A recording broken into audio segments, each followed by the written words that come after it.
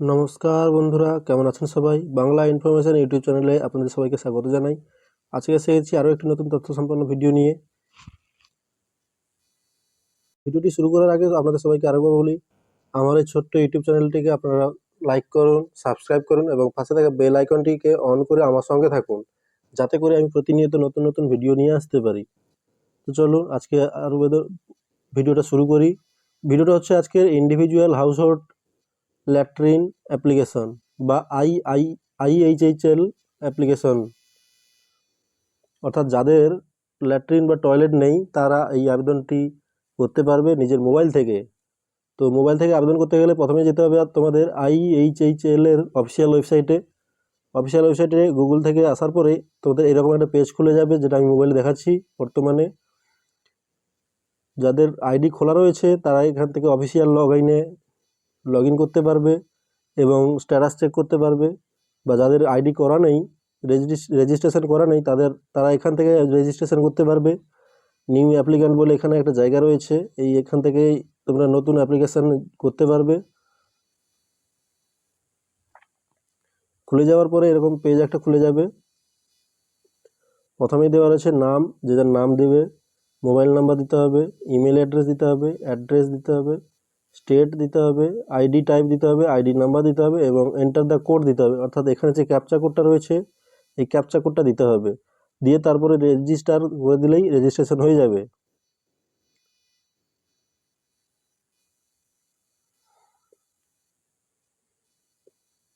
এবং প্রত্যেকটিতে red dot দেওয়া আছে, মানে প্রত্যেকটি তোমাদের দিতেই হবে, কোনো বক্স খালি রাখলে চলবে না।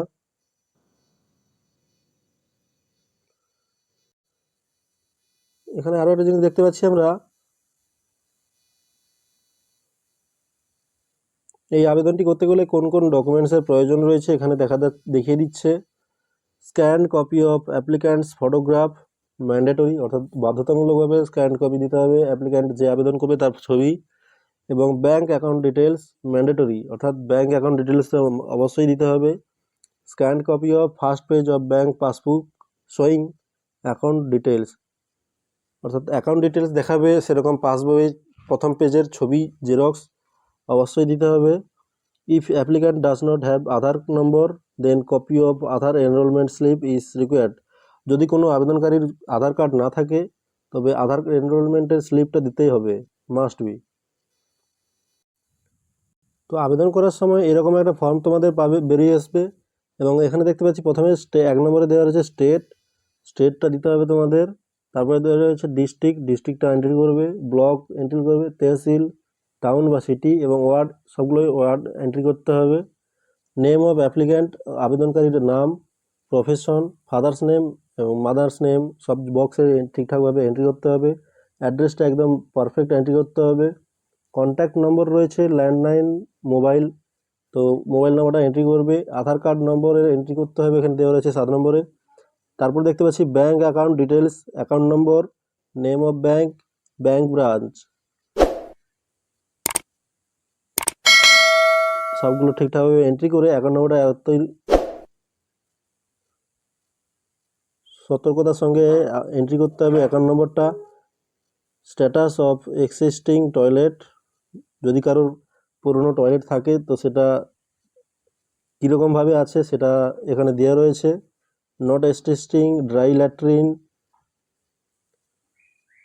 বা হাউ টাইপ ল্যাট্রিন, সেগুলো এন্ট্রি করতে হবে। তারপরে রয়েছে আন্ডারটেকিং, সিগনেচার অফ অ্যাপ্লিক্যান্ট, এখানে অ্যাপ্লিক্যান্ট সিগনেচার করবে।